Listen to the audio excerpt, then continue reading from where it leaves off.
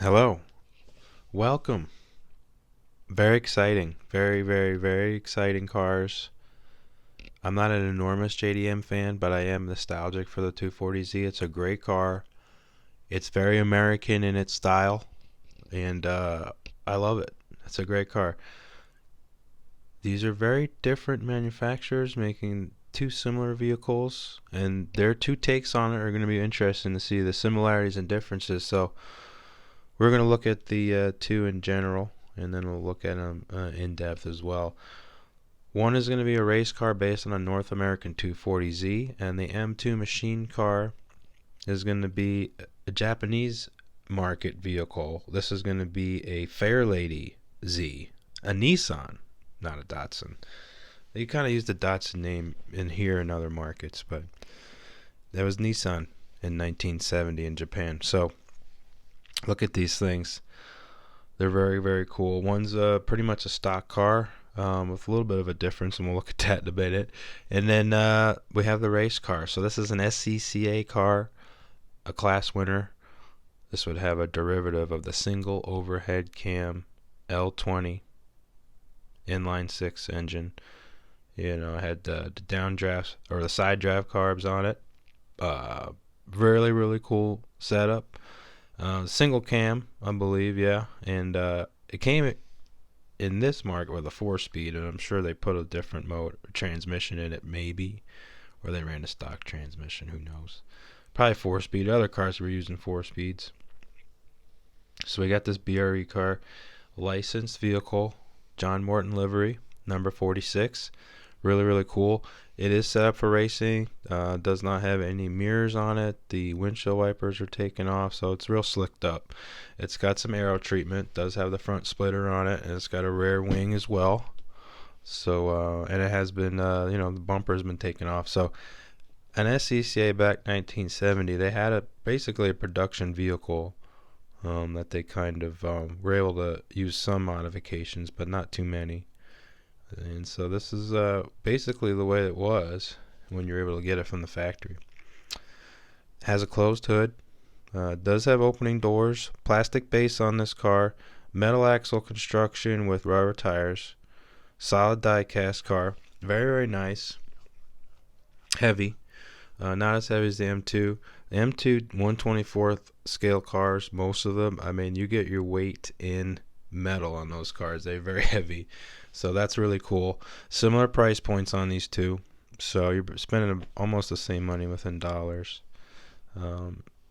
Here in Indiana, I'm kind of lucky with Greenlight distribution. There's a few local stores, including the national chains that some people are aware of, that have these cars. So I was able to find one at retail and picked it up. Saw it, loved it. They also have the Gulf livery car, which I'm not a huge fan of, but that is also on a lot of people's lists. But the BRE probably takes the cake in terms of its popularity. And like Greenlight with the Tokyo Torque series, it's cool that they brought it to the 124 scale arena, because I do like these cars. But it'll probably change liveries. So they use the most original one, the one that everybody thinks of probably first. So if you like this livery, get in on it quick, but it's going to change. It's probably going to have a little different stuff happening eventually. And we'll look at this car. It does have stock cues. Like, for instance, the headlight covers, they are painted clear lenses, so I could see it either being a clear lens or taking it off and looking more like that. Fairlady car. So that's kind of cool. Bumper is pretty much factory bumper. That splitter is plastic. That would come off and become a stock vehicle.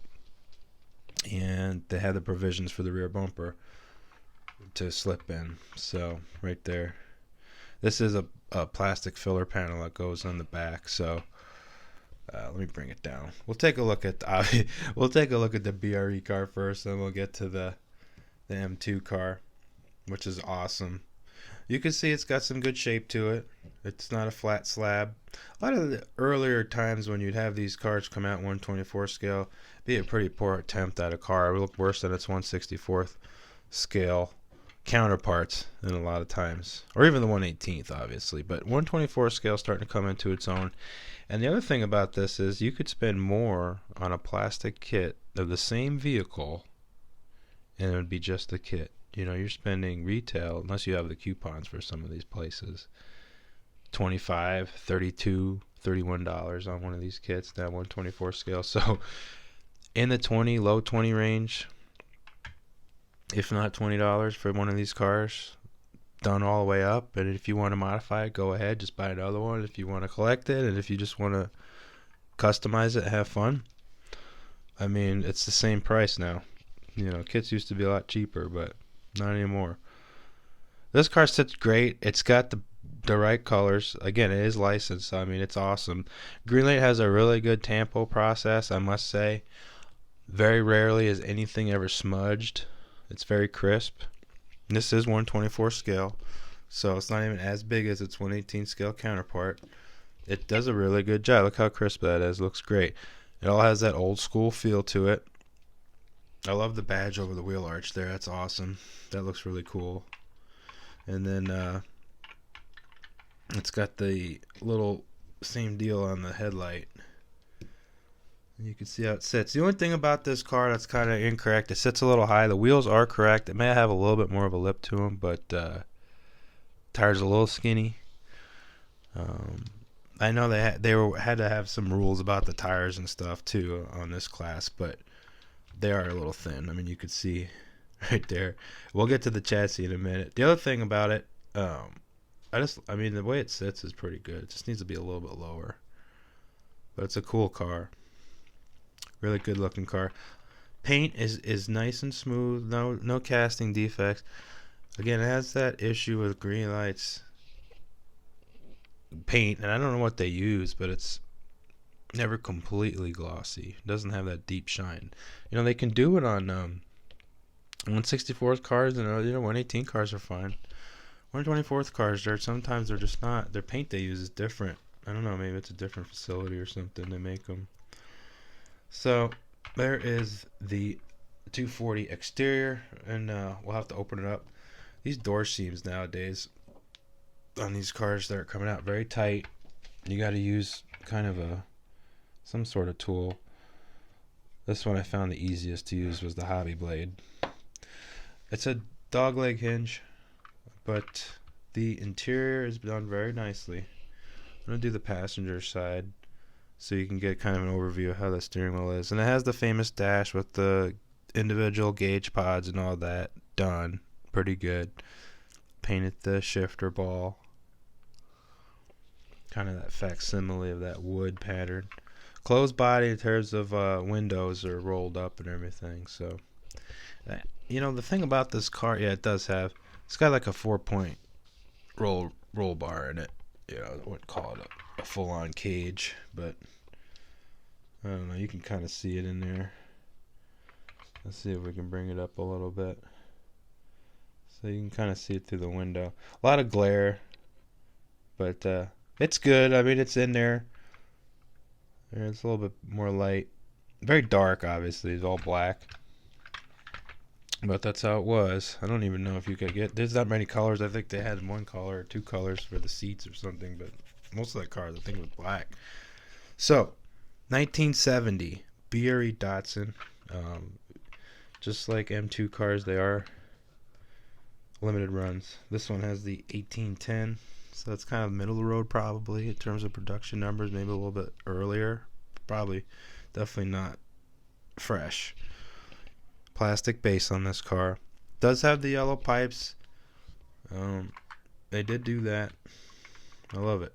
Actually, if we look at the pipes, they have a nice thin relief to them, so they look great. Center exit on this car. Rolls very nice. Very straight wheels. Did like that. Soft rubber tires, so yeah. So that's the 240Z Datsun. Now we're going to get to very nice car. This car reminds me, because of so much metal in this car. It reminds me of more of an olden day diecast. Look at her over there, just kind of hanging out. So this thing is very cool. This is actually less money than the Greenlight car, which is pretty neat. Castline is also kind of a American-based company. Obviously, production is overseas, but they're out of California. Whereas Greenlight's down here in my hometown, Indianapolis. They're out of there. But this is kind of cool. This is a great car. I love the orange. It's one of my favorite Datsun Nissan colors from back in the day. It's got the cool badges that are tampoed.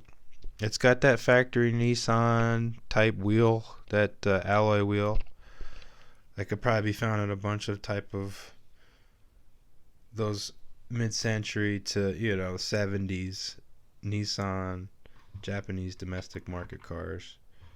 Had a little smudge on the tire. You can see a nice glossy paint. It's got the painted in detail just like the Greenlight. It's got a flat black hood, so this car is pretty much stock except for what's under the hood. We'll get to that. So you look at this car had a different spec. So back in the day, the Datsun, when they're over here, they were able to get the 2.4 L20 single cam. This car, I guess because of the regulations, 2-liter displacement was kind of the max, or pretty close to it, unless you wanted to get very heavily taxed. So a 2-liter inline 6 L20, about the same horsepower it looked like. I think they both had 130 foot-pound, or something like that. About 100, 120 horse, whatever, how you had the car tuned. So this is basically should have that engine, but when we open the hood, you'll see a little bit something different in there. Still kind of period. I did have to look it up because you have to see kind of the variants of these vehicles, and very, very interesting. Very interesting. So open up the door while we're on this side. I would say the interior is on par for the one in the Greenlight car, but it's got that stock steering wheel, and I think the seat detail is a little bit more detailed. Really in that racing Datsun, I don't even think it should have a passenger seat. I don't think they had passenger seats in those cars. So some of it's, like I said, it's going to look like a really cool car when they do a stock version of that. But as a race car, I would definitely need some modification. But back to the M2. Great stick shift. This car in Japan was able to get a 5-speed other than the 4-speed, so that's kind of cool. I thought that was neat. For 70, I think they added the 5-speed eventually. Blacked out wheels. You could see more of the relief here in the light. This car rolls up really good too. And again, this is an all metal car, so metal body and base, all solid metal. It's awesome for the scale this large. I mean, for that price point, I mean, that's pretty neat, and it lends itself, like I said, to that older style feel. Car sits good. I would say this car sits pretty much accurate to how they did. These cars weren't low slung by any standards, by any today's standards anyway.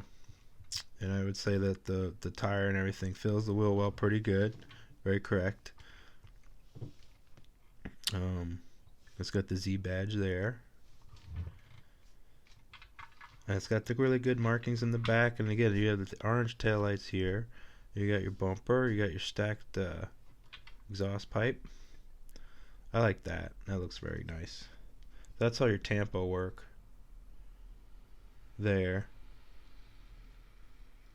That looks very nice. And it's got the rear vents too, below that rear window. It's supposed to represent kind of those vents to the body vents, things like that in the rear hatch. So that solid orange looks really good. It's a very nice looking car. All kind of blacked out, sort of, but it still has a stock look to it. And this was the Walmart exclusive version.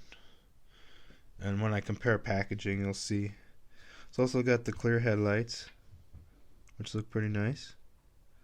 And the bumper's got the little detail there for the bolts and stuff, so that's cool. So let's get to the motor. It's very interesting what they chose. It's kind of, they paid homage to the time period instead of going something crazy, because they are known to kind of put the big motor in. So this is sort of the motor. It does open nicely.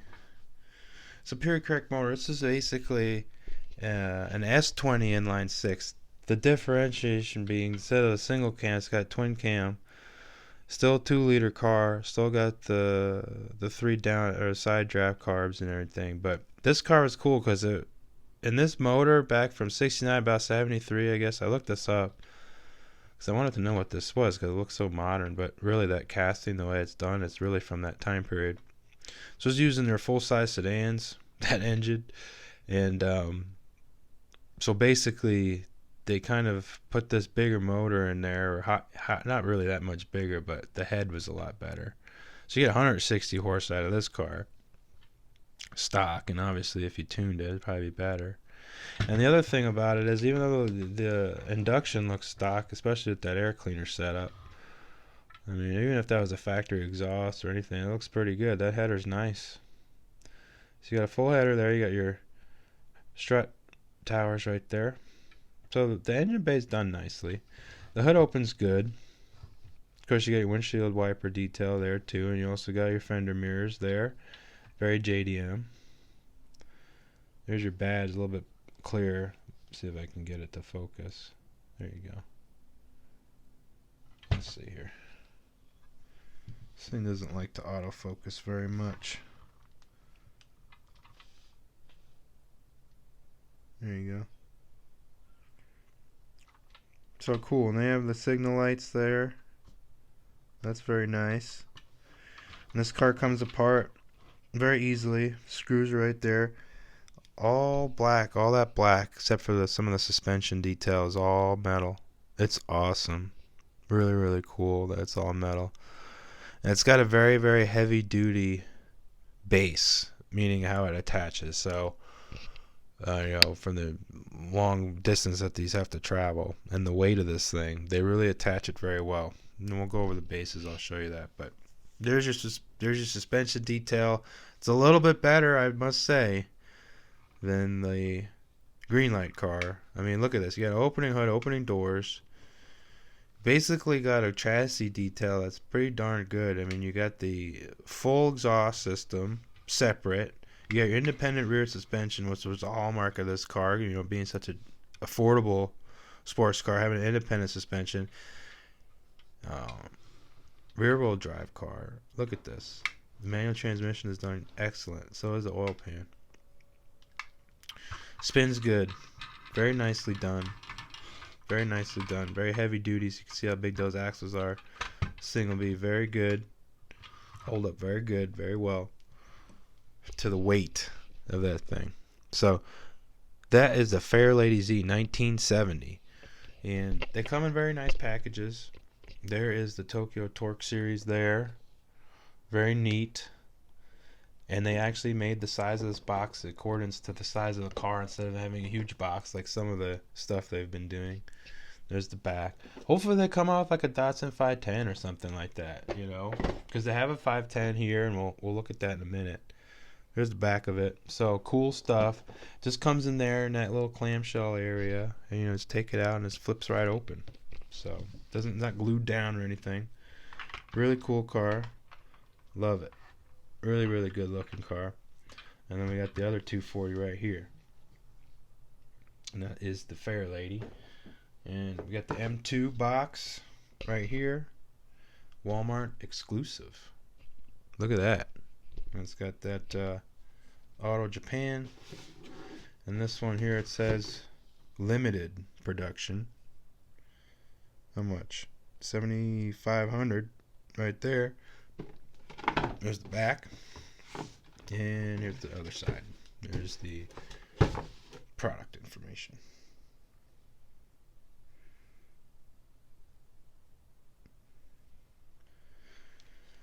So, but the one thing that you get, which is cool, like especially if you want to put this car on like not a pedestal, but like its own thing, it comes in this here little box, kind of like its own thing, its own display. So you get that too, which is kind of nice. Thought that was cool. All right, so you got a little bit more with this car. It's just a funny, well, if you like more period correct like stuff, or this kind of looks funny with the black hood, but You could definitely paint the rims and the hood, and you'd be fine, you know. But it's a great car. It's cool, and they're really, compared to size, I mean, they're darn close. I'd say they're very, very close to each other. I'd say the BRE car is a little larger, but that also could be because it's sitting higher. But they're very, very close to each other in terms of the scale. So good. At least they look appropriate next to each other. And then the other cool car that I got that I currently didn't review just because it's, you know, it's just kind of like for me. It's not nothing too special. Is that 510, but it looks kind of good next to the 240 or the Fairlady, I guess. That's a domestic 510 because, you know, it's a left-hand drive car, but they're kind of neat together. I digress. A lot of Nissan stuff going on here. Most of the time I like the American stuff, but these are pretty close to it.